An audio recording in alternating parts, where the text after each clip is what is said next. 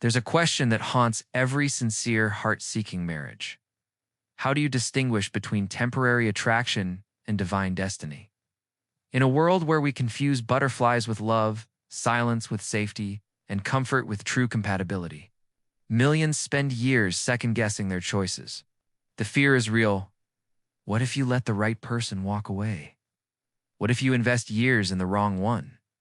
This isn't about fairy tales or romanticized notions of you'll just know.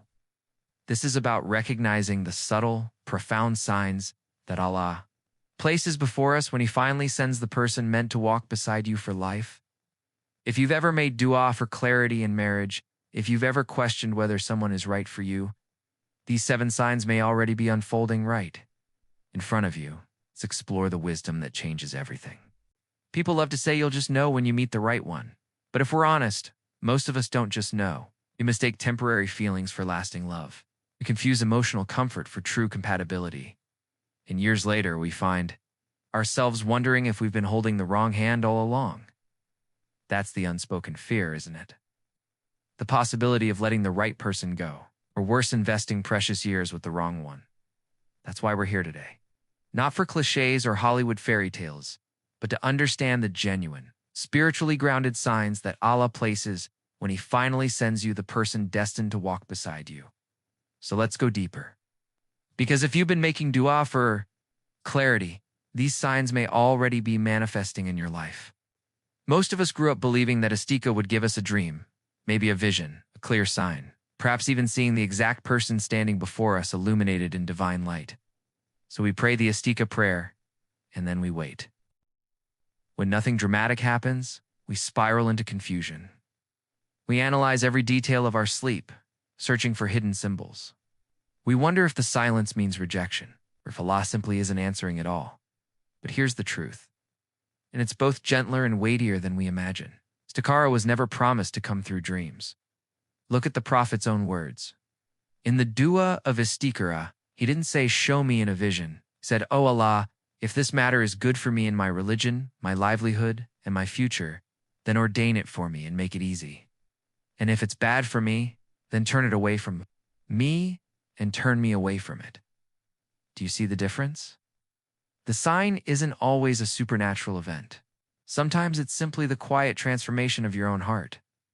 Think about it this way. With the wrong person, every prayer leaves you more unsettled. The more you ask Allah for guidance, the more something inside you refuses to settle. On paper, they might appear perfect. The family approves. Society tells you this is the ideal match.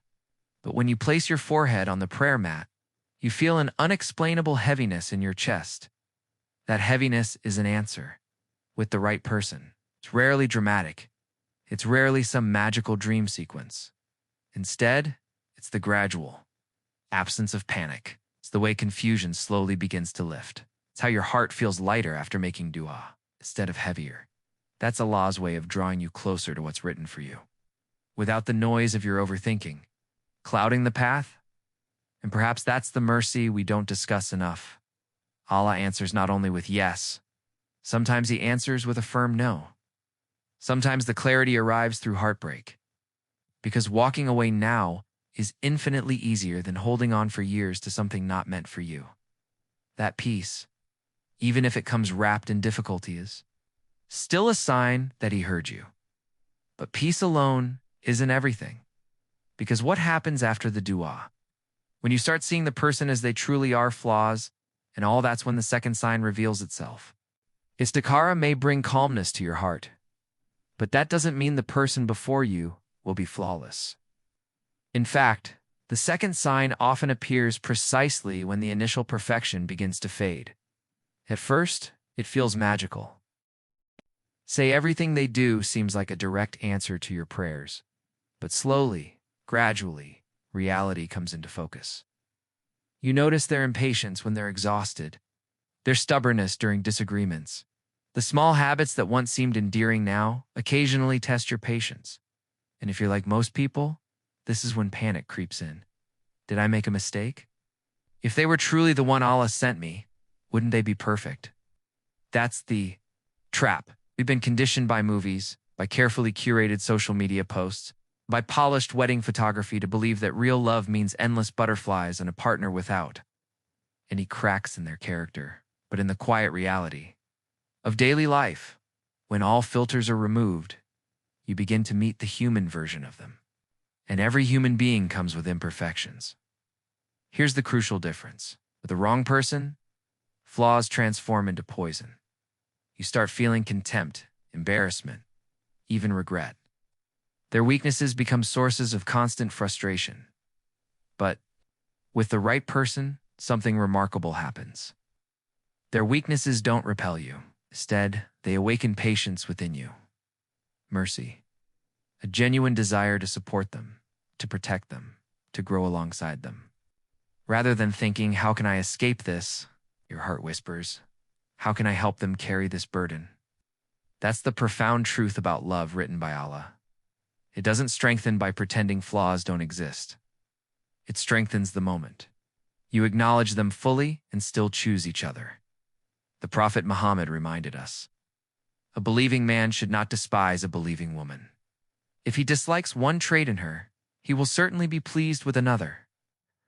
Love is not the absence of flaws. It's the presence of balance, mercy, and mutual acceptance. And yet mercy alone isn't sufficient, because sometimes two people can forgive each other endlessly, but if they're not walking in the same direction, the relationship still fractures. A marriage can survive flaws, can even survive repeated mistakes. But it cannot survive two people walking in fundamentally opposite directions. You might forgive each other continuously. But if your life paths don't align, sooner or later, love itself begins to feel like a chain rather than freedom. This is where many people become trapped. We fall in love with charisma, with physical attraction, the comfort of someone's presence. But we forget to ask the deeper question. Are we actually headed toward the same destination? Sometimes the cracks don't appear in the major issues. They show up in daily choices, in values, in priorities. One person dreams of a simple, family-centered life, while the other craves luxury, social status, and constant recognition. One wants faith at the absolute center of the home, as the other prefers to keep it private, occasional, something for special occasions only. On the surface, you may appear to be a perfect match. But underneath, the directions are pulling further and further apart, like two rivers that briefly run parallel before diverging completely. With the right person, you discover balance. You don't have to abandon your own path to stay together. You don't have to erase fundamental parts of yourself to be loved. Instead, you find yourselves building side by side. Work doesn't suffocate family time. Family doesn't suffocate your relationship with Allah. Deen doesn't suffocate your worldly responsibilities. Everything flows together in a way that feels sustainable, not because life becomes easy, but because both of you remain committed to walking in the same direction. Even when the path goes uphill, Allah tells us in the Quran, and cooperate in righteousness and piety. But do not cooperate in sin and aggression. 522. A true spouse doesn't merely share your feelings. They share your mission, your purpose, your fundamental direction in life. When the direction aligns, even small steps forward feel like genuine progress. But alignment on paper still isn't enough. Because even on the same road, there will be stumbles. There will be days when mistakes cut deep, when words wound. When the only bridge left standing between you is the willingness to forgive, arguments are inevitable. Even the most loving couples will clash. But here's the critical difference. In many relationships, arguments don't truly end. They only pause temporarily. Every mistake gets stored away like ammunition, waiting to be used in the next conflict. Forgiveness is spoken aloud, but never actually lived. You can hear it in the way old wounds get recycled, the silent treatments that extend for days, the sarcastic reminders, the you always and you never accusations. It feels less like love and more like a courtroom, where every slip becomes evidence and every weakness becomes a weapon. But when Allah writes someone for you, forgiveness takes on a completely different character. It doesn't erase what happened, but it refuses to keep maintaining a running tally of wrongs. The right person won't reduce you to your lowest moment. They won't drag yesterday's mistake into today's argument. With them, you feel safe enough to be fully human, flawed, struggling, sometimes wrong, without living in constant fear that one error will define you forever. That's what mercy looks like within marriage. Allah says in the Quran, "And He placed between you affection and mercy, 30 minutes and 21 seconds. Affection makes you fall in love. But mercy makes you stay in love through the difficult seasons. Mercy is choosing not to sharpen every wound into a knife. Mercy is remembering that your spouse is not your enemy, even in moments of anger and frustration.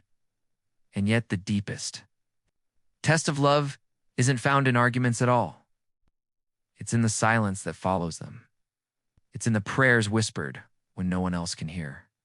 It's whether your heart still finds peace with their name on your lips when you stand before Allah. There's a moment in every love story when people turn to Allah with trembling hands. They whisper names into the darkness of night, hoping for clarity, begging for a sign. And in their minds, the answer has to be loud, a vivid dream, a sudden yes, or a dramatic no. Think about it. You've prayed about someone before, haven't you? Sometimes the more you prayed, the more restless you became. No matter how much you wanted it to work, your heart kept tightening. Your chest felt heavy. Your mind refused to settle. That was an answer, not the one you wanted, but the one that ultimately saved you from greater pain. And then there are other times. You pray, and it isn't fireworks.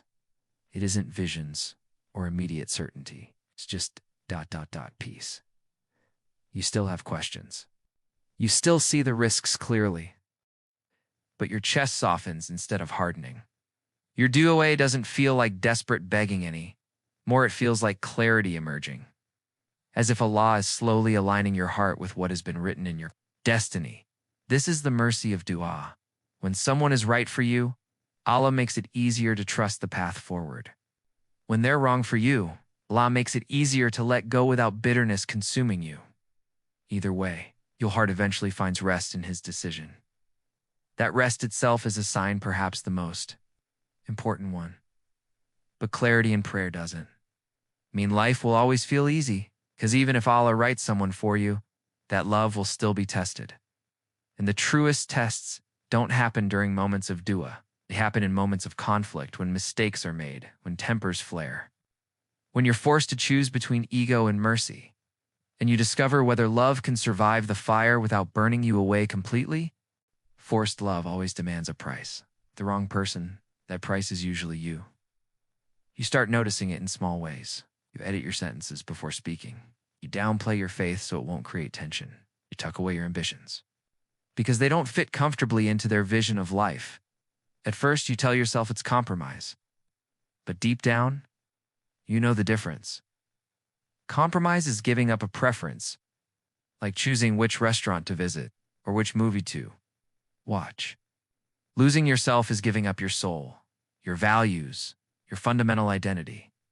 That's why one of the clearest signs Allah sends is this. With the right person, you don't fear disappearing. You don't fear that being your complete, authentic self will drive them away. You can carry your faith without apology. You can share your worries without rehearsing them in your head first. You can even reveal your flaws, and instead of punishment or rejection, you find patience and understanding. This isn't just romance. This is deen. This is faith lived out in relationship. Allah describes spouses as garments for one another. They are a garment for you, and you are a garment for them too, to 187. A garment doesn't erase the body. It covers it, shields it, protects it. It honors what is already there. That's what love looks like when it's written by Allah. And here's the real beauty. When you stop fearing that love will shrink you, you finally have space to grow. You don't hide your faith, you nurture it more deeply. You don't silence your dreams. You pursue them with someone beside you, supporting you. You don't have to choose between love and self, because the right love makes you more yourself, not less. Sometimes the clearest sign isn't in the person themselves at all. It's in the path that leads to them. With the wrong person, you often find yourself trapped in a cycle of resistance. Every step forward feels exhausting. Families clash unnecessarily. Your own heart feels perpetually unsettled. Red flags keep multiplying no matter how hard you try to ignore them. You tell yourself, it's just a test from Allah. But deep down, it feels more like Allah is gently pulling you back, protecting you from something you can't yet see. And then there are other times. The journey isn't perfect, but it is steady. Doors open, one after another. Families align in ways that feel almost miraculous. Decisions don't drag on for years in agonizing limbo. Even your own heart feels lighter, as if Allah is quietly carrying part of the weight for you. That is a sign too. Ease doesn't mean the road is completely effortless. Every marriage requires patience, compromise, and consistent work. But there is a profound difference between the occasional obstacle that grows you and the constant wall that breaks you. One is a test of strength and character. The other is Allah's mercy, telling you, this is not your way. The Prophet said, whoever Allah wills good for, He makes things easy for him. When Allah writes someone for you, the ease isn't in the absence of hardship. It's in the clarity. That hardship cannot erase. The path steadies itself beneath your feet, even when challenges arise. And maybe that's the ultimate mercy. The right person doesn't just bring peace when they finally arrive in your life. It's the entire journey toward. Them feels like Allah guiding you home. So perhaps the signs were never meant to be dramatic. They were never about Hollywood fireworks, prophetic dreams, or the kind of stories that belong in romantic movies. They were always quieter, simpler, more profound. A heart that finally rests. After making dua, flaws that no longer terrify you. A shared direction that makes the future feel possible. Forgiveness that doesn't keep score. Prayers that bring clarity instead of confusion. The freedom to be yourself without fear. A path that feels less like forcing and more like being carried. These are not proofs of perfection. No person, no marriage, no love will ever be completely free of struggle and challenge. What they are is mercy subtle markers from Allah showing you that you're not walking blindly through this decision. They are the difference between desperately chasing what you want and peacefully recognizing what Allah has already written for you.